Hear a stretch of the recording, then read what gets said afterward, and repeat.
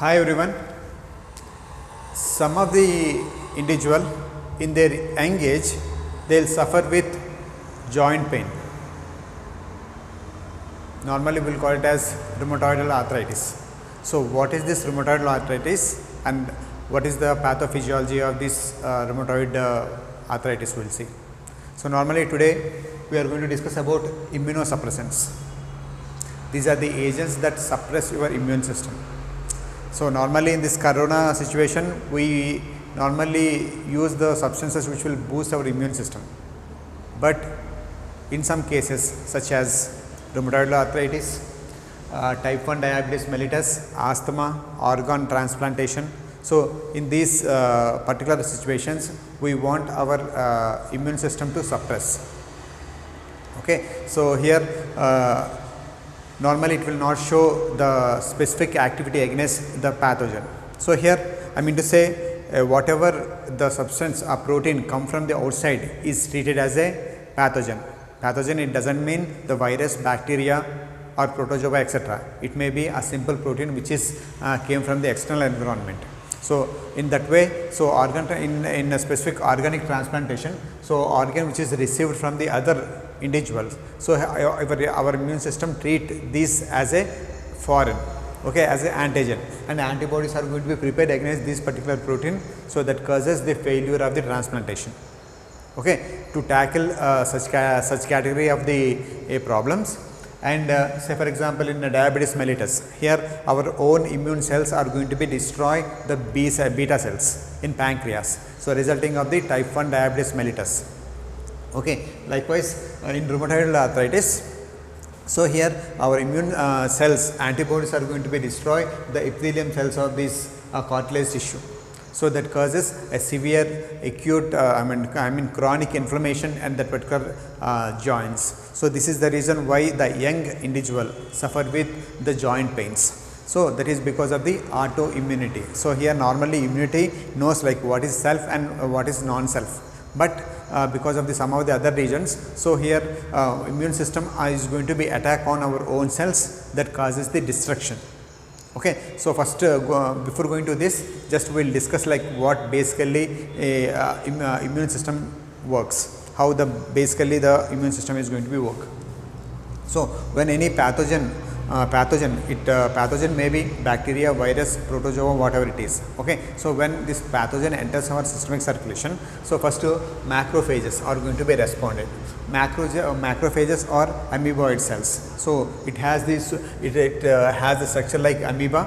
Okay. So here this is a assume this is a pathogen. Okay. When this it recognizes this pathogen, it will engulf this pathogen. So here by using this pseudopodia, so pathogen is going to be engulfed by this macrophages. So macrophages, in macrophages we have a specific enzyme called as lysosome. So lysozymes are the enzymes which will destroy or break down the protein. So here the protein, here the vacuole is going to be formed because of the engulf of this particular pathogen. So here there is a mix. Here the lysosomes are going to be released in this particular vacuole that makes the digestion of this protein. Here the protein is going to be make into a small pieces. Okay, it's chopped into the small pieces, and these are going to be exposed or on the cell membrane. Okay, so these proteins are exposed on the through a receptor on the cell membrane. So here the T cells and B cells recognize these specific exposed proteins only. So T cells and B cells cannot directly recognize the pathogen. It will recognize only through these antigen presenting cells. Okay, these antigen presenting cells are going to be recognized by the B cells and T cells. Okay, so B cells is after recognizing this is going to undergo the clonal proliferation. So by using the IL-2 and IL-6 and various immunological thing, these B cells are going to be turned into the plasma cells, and resulting of these plasma cells are going to be secrete these antibodies. These antibodies are specific to target that particular pathogen.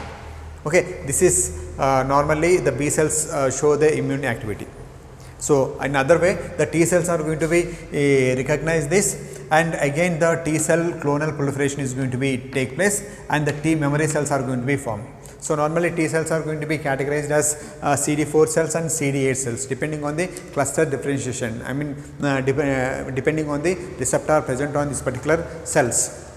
So CD4 cells are helpful for the synthesis of the antibodies, whereas CD8 cells are going to be secrete harmful chemicals called as leukotrienes, which will destroy the pathogen along with the cells.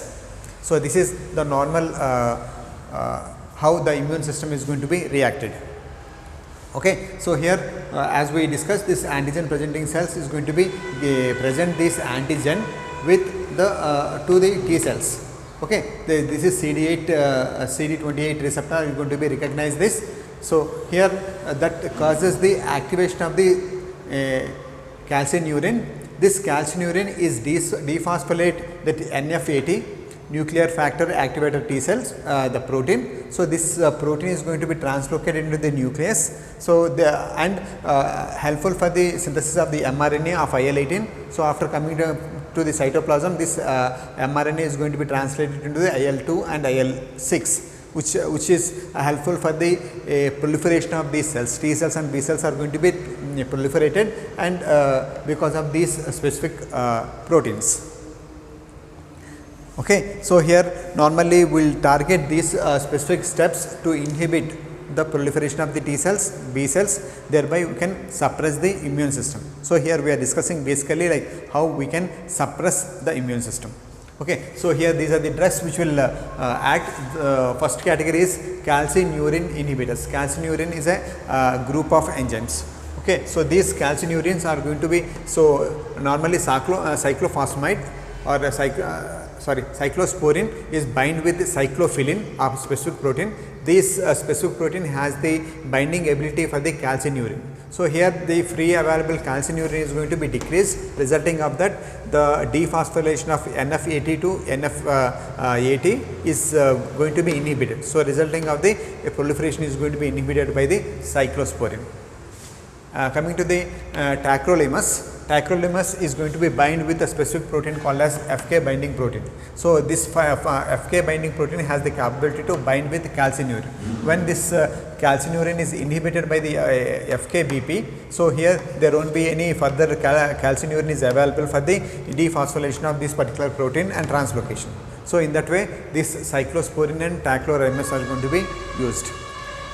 Cyclosporin and tacrolimus is specifically useful for the organ transplantation. The individual who undergo the organ transplantation. So normally we will use for a short period. Next, cytotoxic agents. Cytotoxic agents are the agents normally, so which will inhibit the proliferation. So here normally we need this clonal proliferation of the B cells and T cells. Normally these agents are going to be work on the fastly spreading or proliferating cells. Okay, example azathioprine and methotrexate. So this is anti-cancer drugs which will inhibit the proliferation of the cells. Next, antibodies. So normally we use the monoclonal antibodies. For example, muromonab. Muromonab is a CD3 inhibiting monoclonal antibody, so which will block the specific receptors. So resulting of that, there won't be any communication with the antigen presenting cells and T cells. So in that way is going to be utilized. Next, tocilizumab. So these are the agents which will inhibit specific interleukin called as IL-6. So resulting of that, so immune modulation is not going to be is going to be inhibit the immune modulation.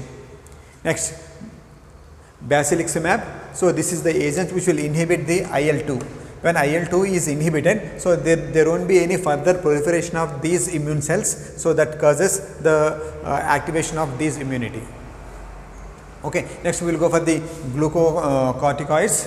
Example, prednisolone and cortisone. So these are the agents that inhibit the translocation of the transfer of the TNA to infected area. I mean to say the inflammation is going to be decreased by inhibiting the transfer of the T cells. Okay. So this is prednisolone and cortisone.